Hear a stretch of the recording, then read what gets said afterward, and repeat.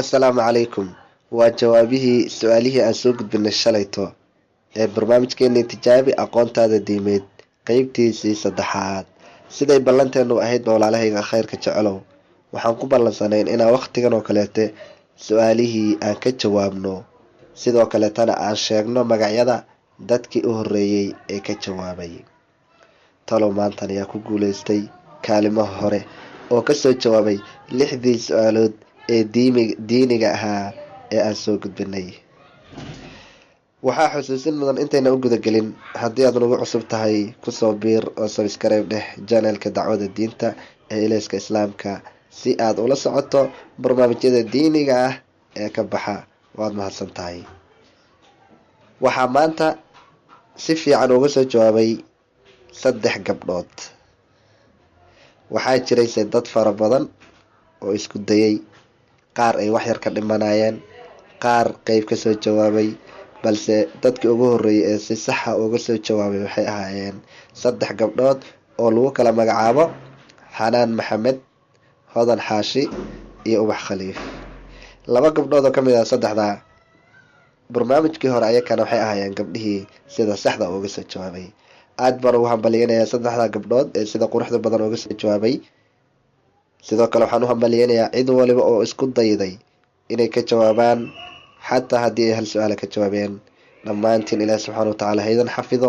haddana waxaan guda gelaynaa inaynu su-aalihii dib oogu yar halaabano oo aan jawaabahoodii soo gudbino. daawasho wacan. ومن أحسن قولا ممن دعا إلى الله وعمل صالحا وقال إنني من المسلمين.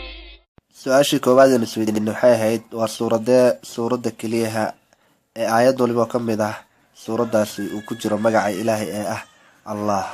aayad waliba oo suuradda ka mid ah allah ayaa ku jira. waa suuradaasi majmuuc baa mise waa naasicaad mise waa mujaadala? jawaabta saxdana waa mujaadala oo ah qasam calle. su-aashii labaad waxay ahayd, waa maxay dembiga ugu weyn ee macquulka tahay inuu adoonku ku dhaco ama qofku ku dhaco? ma zinada? ma in ilaahay loo shariig yeelaa?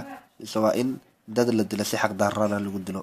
jawaabta saxdan waxaa weeyaan shirkiga, waayo shirkiga ma jiro dembi ka weyn. ilaahayna wuxuu yidhi ina ashirka la dulmun cadiim.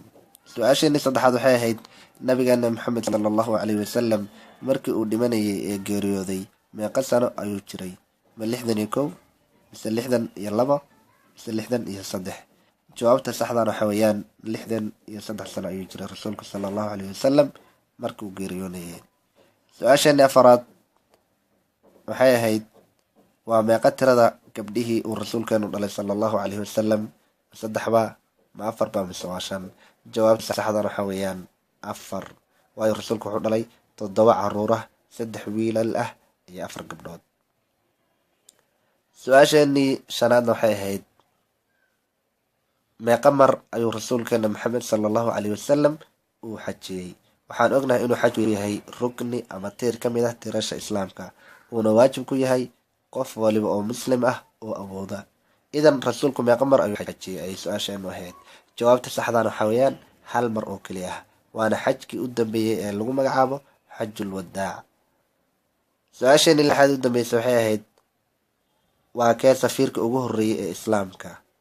ma abubakr sidiiq ba? ma muscab bin cumayr ba? mise waa jacfar bin abi daalib? jawaabta saxdan waxaa weeyaan muscab bin cumayr, oo uu rasuulku diray sala allahu calayhi wasalam magaalada madiina si uu reer madiino u baro diinta inta uuna rasuulku soo hijroonin.